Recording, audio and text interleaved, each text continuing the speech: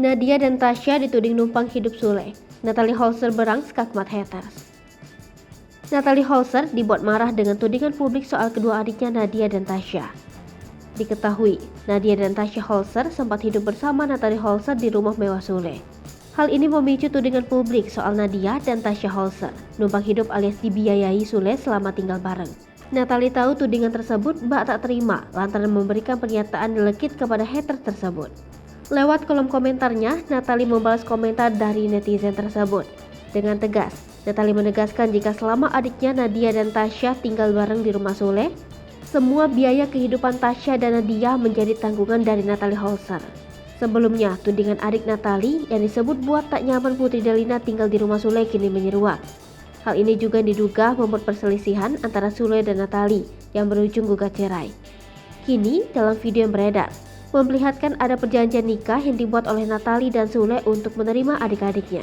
Dijelaskan status pendidikan dari adik Natalie Holzer, sehingga masih tanggung jawab dari Natalie. Kini dalam video yang beredar, memperlihatkan ada perjanjian nikah yang dibuat oleh Natalie Holzer, Kamis 13 Juli 2022.